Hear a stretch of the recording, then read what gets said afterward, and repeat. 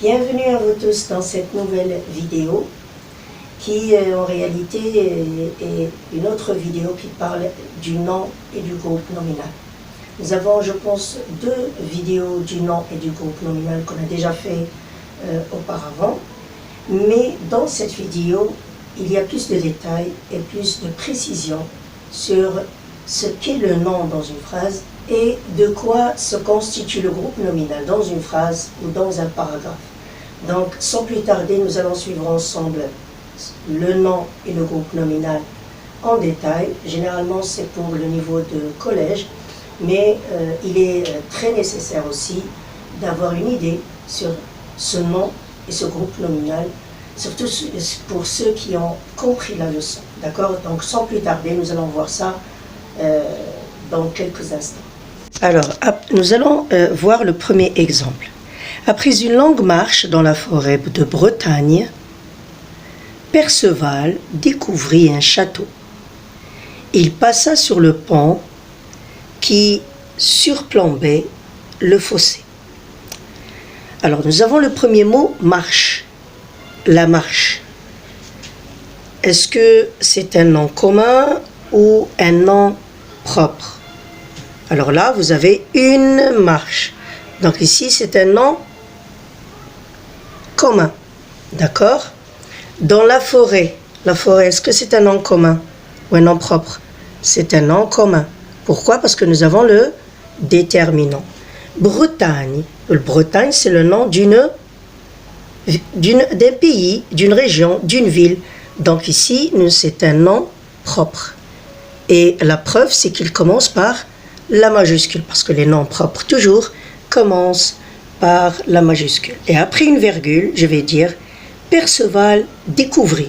Alors ici, vous avez remarqué que c'est une personne. Donc ici aussi, c'est un nom propre. Découvrit un château. D'accord? Un château ici, c'est un nom commun. Nous avons le déterminant. Il passa sur le pont. Le pont, c'est un nom commun. D'accord? Ici, c'est un nom commun. Et aussi pour le château, c'est un nom commun. Qui surplombait le fossé? Le fossé aussi, c'est un nom commun. Deuxième exemple. Un chien aboyait sous un porche en bois. Un chien, nom commun ou nom propre? C'est un nom commun. Un porche en bois. Donc ici, c'est un nom commun. Et ici, c'est un nom commun. Une demoiselle aux cheveux vint à sa rencontre. Une demoiselle, c'est un nom commun. Cheveux, parce qu'on dit les cheveux, c'est un nom commun. La rencontre, c'est un nom commun. Donc ce n'est pas un nom propre. Il fut frappé par sa tristesse. La tristesse, sa tristesse, c'est un nom commun. Maintenant, on va essayer de voir, est-ce que nous avons des mots qui sont concrets ou abstraits? Est-ce que nous avons des mots qui sont animés ou inanimés? Le concret, c'est ce qui peut être touché, et l'abstrait, c'est ce qui est métaphysique, qu'on ne peut pas toucher. Animé, c'est quelque chose qui est vivante, qui bouge, et inanimé, c'est quelque chose qui ne bouge pas. Jamad, d'accord? Jamad en arabe. Alors, après une longue marche, la marche, c'est abstrait, d'accord? La forêt, c'est concret. Bretagne, c'est concret, d'accord? Perceval, c'est concret, animé, parce que c'est une personne. Le pont, c'est concret. Un chien, c'est concret et animé. Porche. Un porche, c'est un morceau en bois, grand morceau de bois. Donc ici, c'est concret et c'est inanimé. Ça veut dire que ça ne bouge pas. Le bois, la même chose, concret et inanimé. Demoiselle, c'est concret et animé. Cheveux, concret, animé. Rencontre, c'est abstrait, c'est inanimé. D'accord? Tristesse, c'est abstrait et inanimé. D'accord? Donc, nous allons voir dans notre « Je retiens », vous allez voir la différence avec d'autres exemples sur ce que veut dire le concret et l'abstrait, l'animé et l'inanimé. Maintenant, nous allons voir les groupes nominaux. Nous avons un groupe nominal qui est minimal et un groupe nominal qui est étendu. Nous allons voir tout ça dans nos exemples présentés A, B, C et D. Alors, après une longue marche, est-ce que ce mot, il est marche, il est seul ou il est accompagné d'autre chose? On dit la marche, une marche. Est-ce que nous avons autre chose? Oui, nous avons autre chose. Nous avons longue. Comment elle est la marche? Elle est longue. Donc ici, nous avons tout un groupe. D'accord? C'est un groupe. Dans la forêt de Bretagne. Remarquez, la forêt de Bretagne, c'est un groupe nominal qui surplombait le fossé. Le fossé ici, bien sûr, c'est un groupe nominal. Nous allons voir, c'est un nom commun et aussi c'est un groupe nominal. Un chien, donc ici aussi c'est un groupe nominal, mais il faut faire la différence entre ce qui est minimal et ce qui est étendu. Sous un porche en bois, donc remarquez comment il est le porche, il est en bois. Une demoiselle aux cheveux blancs. D'accord, il faut faire attention. Nous avons un S ici parce que les cheveux. Donc, une demoiselle aux cheveux blancs. Groupe nominal. Vint à sa rencontre. Sa rencontre. Donc, nous avons donc ici, sa rencontre. D'accord? Donc, nous allons voir. Il fut frappé par sa tristesse. Donc ici, sa tristesse. Nous allons donc essayer de voir dans ces exemples la différence qu'il y a entre minimal. Minimal, d'après le sens de minimal, ça veut dire ce qui est minimum. Minimum, le minimum dans un groupe nominal. Et étendu, nous avons l'expansion, une expansion. D'accord? Alors, nous allons voir, est-ce que dans ces groupes nominaux qu'on a précisés ici dans nos exemples, est-ce que nous avons un seul mot ou deux mots? Généralement, si nous avons, pour la minimale, il y a un seul mot, et pour l'étendue, il y a deux mots et plus. Après une longue marche, combien de mots nous avons? Nous avons le mot longue, et nous avons le mot marche. Très bien. Donc ici, qu'est-ce que ça veut dire? Ça veut dire que nous avons un groupe nominal étendu. D'accord? C'est aussi simple que ça. La forêt de Bretagne. Remarquez que dans ce groupe nominal, nous avons deux mots. Donc ici, c'est un groupe nominal étendu. D'accord? Le fossé, nous avons un seul mot. C'est un groupe nominal. Il y a un seul mot. Donc c'est minimal. Un chien, c'est un groupe nominal minimal.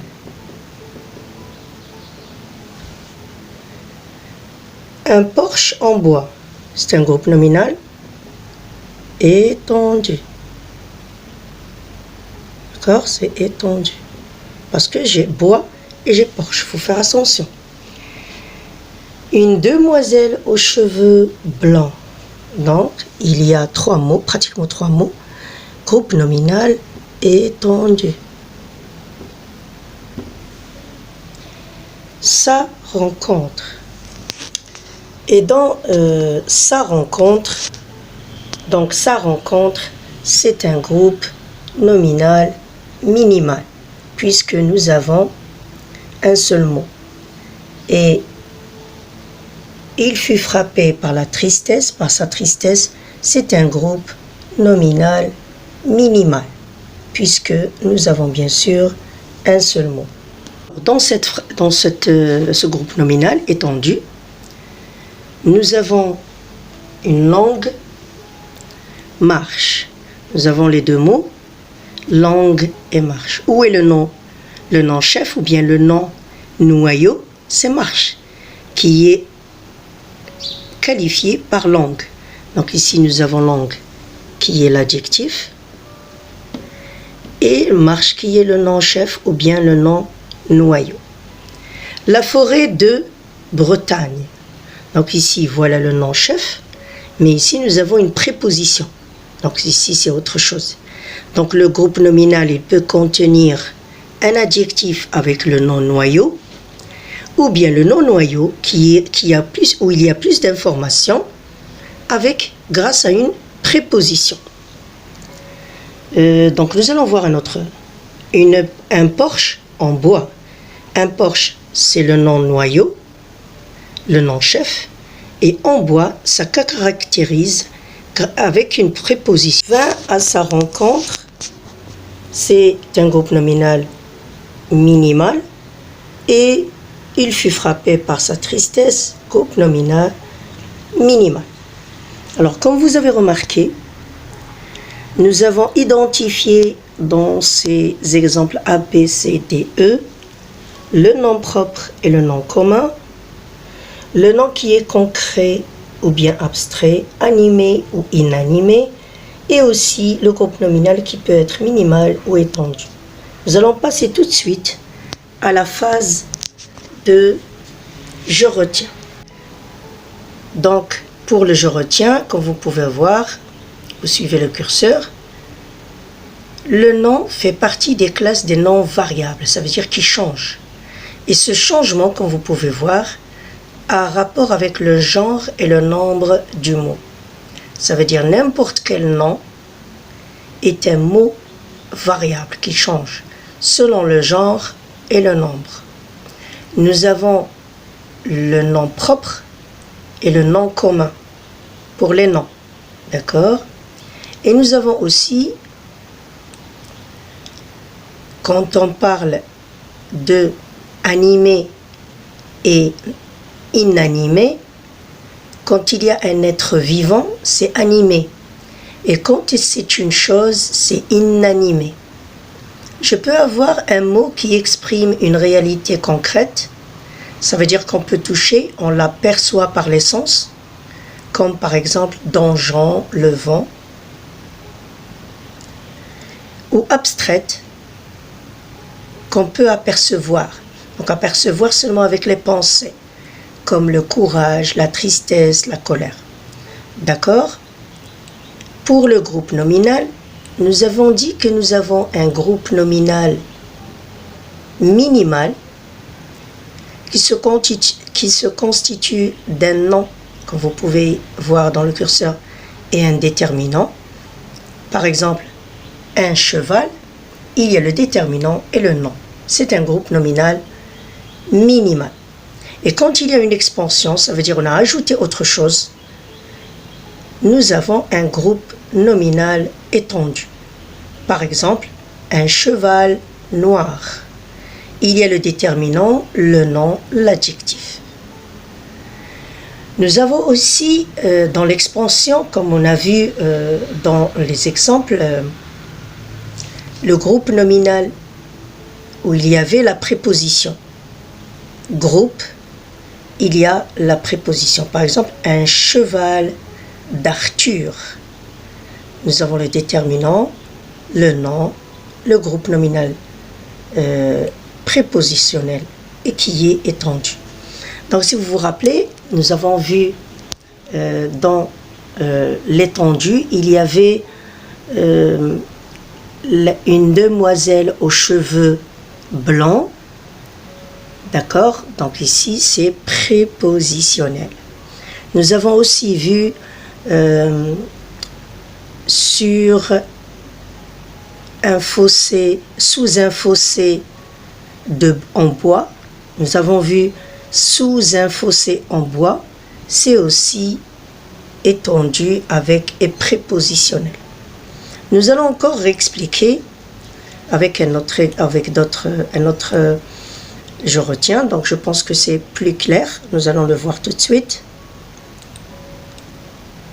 Et bien sûr, avec les exercices, ça va vous aider plus.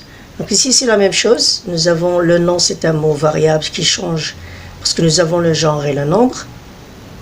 D'accord? Singulier, pluriel. et le nom propre, des noms propres et des noms communs quand il s'agit d'un nom du nom. Le nom commun, il est précédé par un déterminant, et le nom propre, il y a le nom d'une personne, d'une ville, d'un monument, d'un pays. C'est un nom propre et il doit toujours être écrit avec la majuscule. Pour la catégorie des noms, donc la catégorie des noms, nous avons vu que quand il y a le sens d'animé, c'est un être vivant. Quand il y a une chose, c'est inanimé. La réalité concrète, ça veut dire le nom, il est concret. Et le nom qui est abstrait, c'est qui est perçu par la pensée comme imagination, justice, etc. Pour le groupe nominal, donc ici, nous avons le minimal et nous avons l'étendu. D'accord? Pour le groupe nominal où il y a la préposition, on l'appelle aussi le groupe nominal étendu parce qu'il y a la préposition et aussi parce qu'il y a l'adjectif. Des fois, on peut avoir un seul adjectif, des fois, on a deux adjectifs. La gentille petite fille, ça, c'est une expansion d'adjectif. Et des fois, nous avons un groupe nominal où il y a la préposition, on l'appelle le groupe nominal prépositionnel. Comme par exemple, nous allons voir cet exemple qui est donné, les filets des pêcheurs. Les filets des pêcheurs. De qui? Des pêcheurs. Comme quand on dit la classe de 6e année. Ou bien la classe de première année de collège. Donc nous avons le déterminant, le nom, le groupe prépositionnel. Le groupe prépositionnel est ici, c'est des pêcheurs. Il y a la préposition de et il y a le nom. C'est un groupe nominal étendu. Donc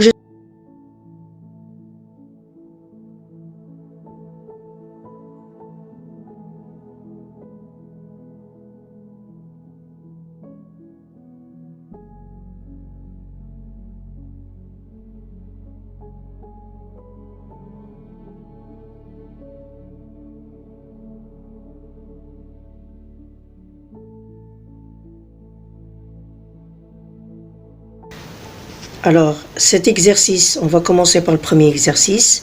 Classe les noms suivants, abstrait, concret, puis animé, inanimé ou inanimé. Première phrase, donc voilà la première phrase. Forêt sous la neige est d'une extrême beauté. Le renard, la phrase 2. Le renard dans le vent sent l'odeur des chasseurs. Troisième phrase. Les bûcherons abattent les sapins. Le travail est dur. Quatrième exemple. Les paysans vivent au rythme des saisons. Alors voilà le tableau, vous allez classer les mots, les noms qui sont concrets ou bien abstraits. Ensuite, est-ce qu'ils sont animés, ça veut dire ils sont vivants, ou inanimés, ça veut dire ils ne bougent pas. D'accord? Donc, vous avez quelques secondes pour faire votre exercice, classer les mots. Ensuite, nous allons passer à la correction dans quelques secondes.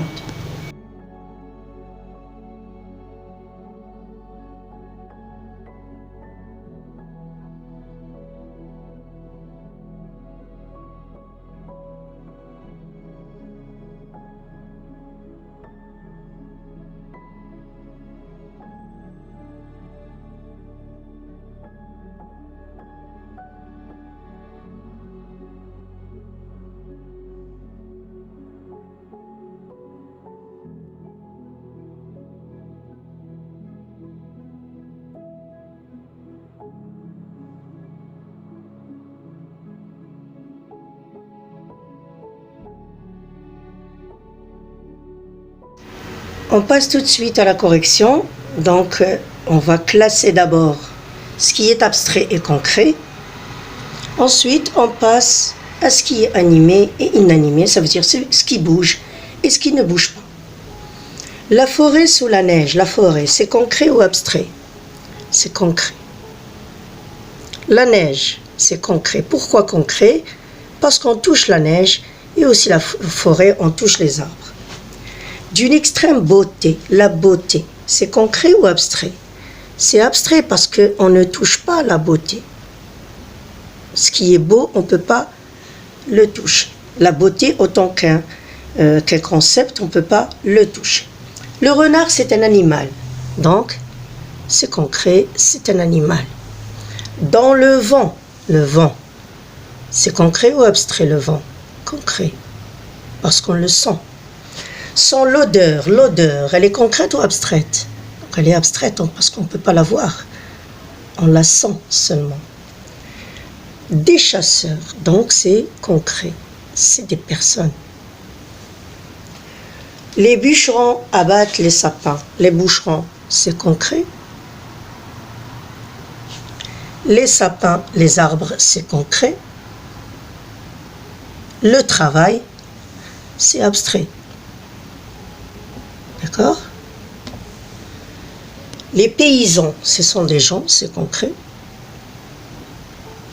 Vivent au rythme, le rythme, on dit le rythme de la musique, le temps de la musique. Donc ici, regardez, c'est abstrait. La saison, des saisons. Donc la saison ici, c'est concret ou abstrait? C'est abstrait. Maintenant, nous allons voir le sens de animé et inanimé. Dans le je retiens, si vous vous rappelez, nous avons dit que tout ce qui est ce qui bouge et il est concerné avec les gens et l'animal, c'est animé. Tout ce qui est inanimé, c'est les objets. La forêt, animée ou inanimée? Elle est inanimée. Ça veut dire elle ne bouge pas. Inanimée. Parce que c'est une chose. La neige, inanimée. La beauté, inanimée. Parce que c'est une chose. Le renard, est-ce qu'il bouge? Est-ce qu'il se déplace? Animé. Oui. Le vent, animé ou inanimé? Inanimé. C'est une chose.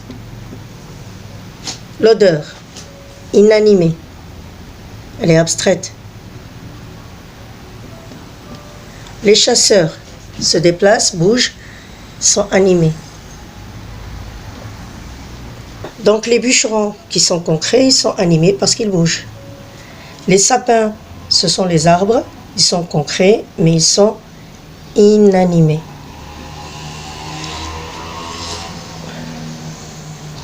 Les sapins qui sont concrets,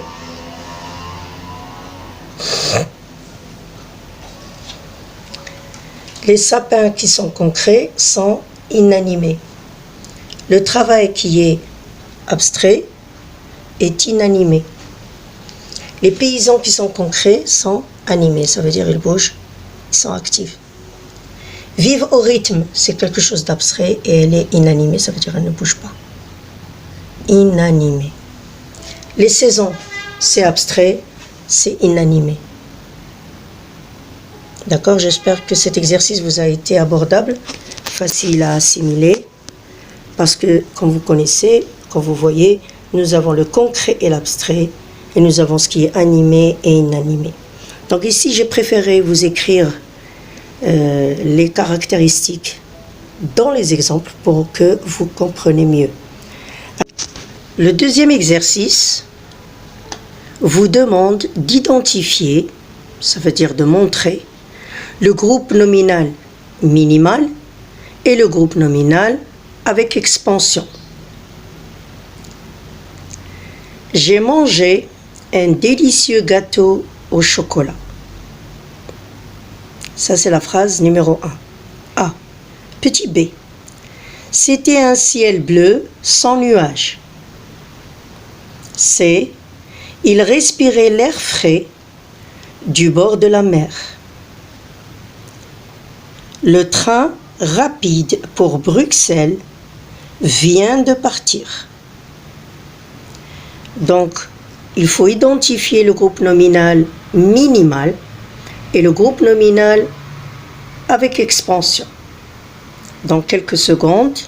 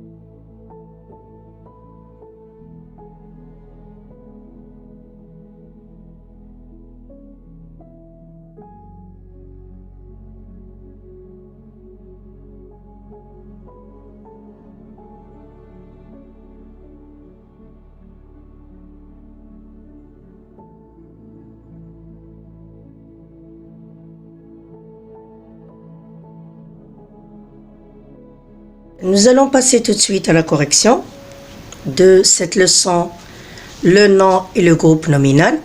Vous allez remarquer que j'ai ajouté une phrase. D'accord? J'ai ajouté une phrase qui est E. Alors, identifie le groupe nominal minimal et le groupe nominal avec expansion. Alors, si vous vous rappelez la règle, je retiens, nous avons dit que le groupe nominal minimal, il est soit un nom propre ou bien un nom commun.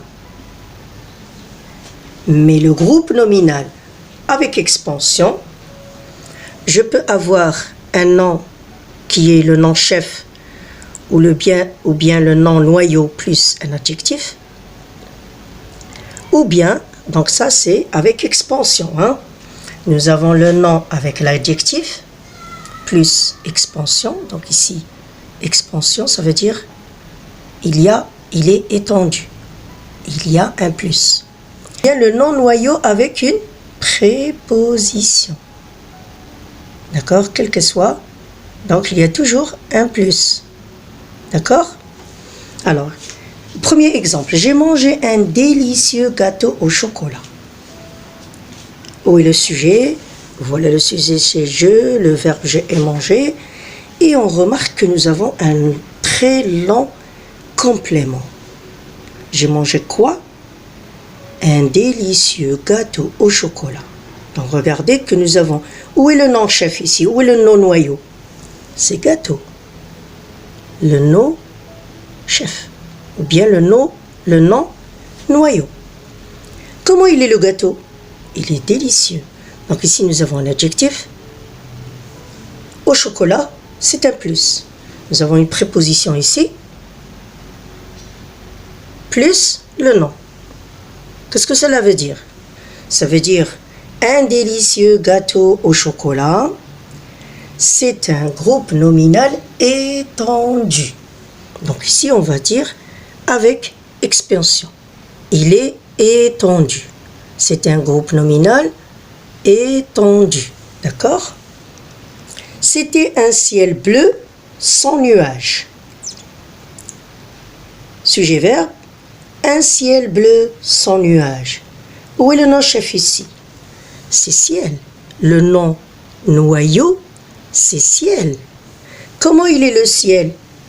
Il est bleu. Ça veut dire nous avons l'adjectif. Comment ou bien comme sans nuage, il y a une préposition plus un nom. Qu'est-ce que cela veut dire? Très bien. Donc là, c'est un groupe nominal qui est étendu. Nous avons ce nom noyau, ce nom chef qui est caractérisé dans son groupe nominal. Il respirait l'air frais du bord de la mer. Il respirait, sujet-verbe, l'air frais du bord de la mer. Remarquez que nous avons ce nom chef qui a des qualifications, qui a des caractéristiques. Où est le nom chef? C'est l'air. Nom chef. Comment il est l'air? Il est frais. Qu'est-ce qu'on a ajouté comme expansion? En plus, il y a du bord. D'où? Du bord de la mer. Alors, bord, bien sûr, le bord de la mer, nous avons un nom. Avec une autre expansion. Donc là, vous allez remarquer que nous avons le nom chef, un adjectif, une préposition et un autre nom avec un complément de nom. Donc ici, c'est un groupe nominal qui est aussi étendu. Et cela va vous permettre, bien sûr, de vous baser sur la façon d'écrire des phrases. Si je veux enrichir et rendre mon groupe nominal plus expressif, surtout dans la description, j'ajoute des prépositions, j'ajoute des adjectifs. Je peux ajouter un seul adjectif comme je peux ajouter deux adjectifs. Et je peux aussi suivre la construction de ces groupes nominaux. D'accord? Le train rapide pour Bruxelles vient de partir. Le train rapide pour Bruxelles vient de partir. Alors où est le sujet? C'est le train. Alors où est le verbe? Alors je vais demander qui vient de partir? C'est le train rapide pour Bruxelles. Ce n'est pas seulement le train. Parce que le train, je lui ai ajouté qu'il est rapide et j'ai ajouté une autre information. Donc ici, où est le nom chef? Où est le nom noyau? C'est le train. Comment il est le train? Il est rapide. C'est un adjectif. Et il va où? C'est pour. Donc je peux la considérer comme préposition ici, plus le nom.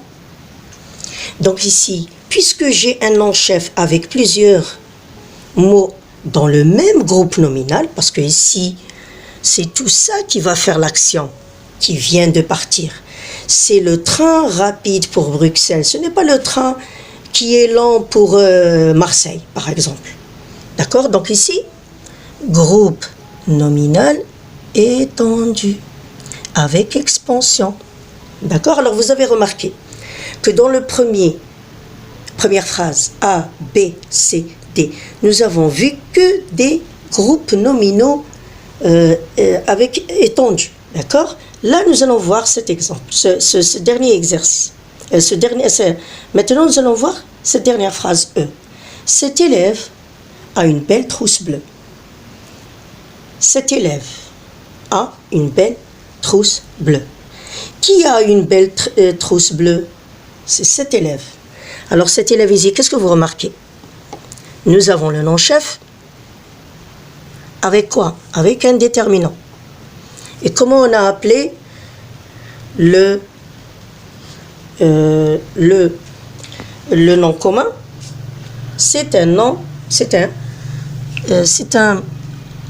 un groupe nominal minimal. Donc vous avez fait, il faut retenir, parce que les exercices d'application vous aident à revoir la même règle que vous avez construite. Alors regardez, cet élève, c'est un groupe nominal minimal parce que nous avons le déterminant et l'élève. Le déterminant et le nom chef. D'accord? C'est minimal. Cet élève, il a, c'est le verbe avoir. Il a quoi? Il a une belle trousse bleue. Où est le nom chef ici? C'est trousse. Comment elle est la trousse? Elle est belle. Et aussi, elle est bleue. Donc ici, est-ce que nous avons un groupe nominal étendu ou minimal? Oui, très bien. Donc c'est un groupe nominal qui est étendu. D'accord? Donc, pour récapituler, pour revoir donc notre règle, à toujours la revoir pendant les exercices, le nom minimal, le groupe nominal minimal, c'est soit il est un déterminant plus le nom, ou bien un nom propre. Par contre, le groupe nominal étendu, nous avons un adjectif ou bien une préposition plus le nom. Et comme vous avez remarqué, nous avons des exemples où il y a l'adjectif et aussi la préposition, surtout dans ces premiers quatre phrases. D'accord? Donc je vous souhaite un bon courage et une bonne révision de ce que veut dire le nom et le groupe nominal dans plus de détails pour le niveau de 6e et de collège. Et c'est aussi pour le niveau de 5e année, de 4e année, s'ils veulent bien sûr avoir une très bonne base de français. Et le sujet de nom et du groupe nominal, c'est une leçon très essentielle, surtout quand vous avez des productions à faire et aussi une expression orale, qu'elle soit avec des phrases complètes, précises, avec des adjectifs, des prépositions et bien exprimées. Merci pour votre attention, au revoir et à la prochaine.